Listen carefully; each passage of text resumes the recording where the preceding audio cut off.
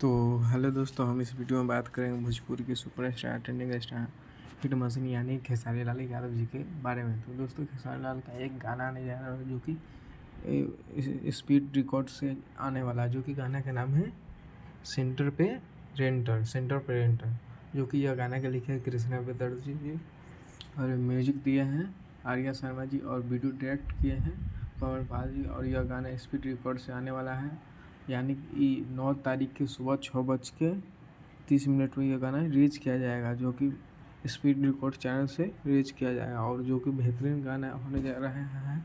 और यह गाना बहुत ही समझदार है और यह गाना लिखे हैं कृष्ण बेदर्जी जी और यह बहुत ही लेवल का शूट किया गया है। और यह गाना इसमें फिट किए है सपना चौहान जी और यह गाना स्पीड रिकॉर्ड चैनल से रिलीज किया जाएगा, यानी कि कल, यानी कि 9 तारीख की सुबह 6:30 पर यह गाना रिलीज किया जाएगा। तो दोस्तों, आप लोग इस गाना के लिए कितना एक्साइटमेंट है, तो दोस्तों हमको कमेंट में ज़रूर बताइएगा।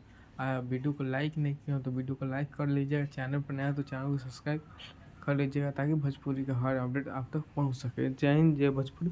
धन्यवाद दोस्तों।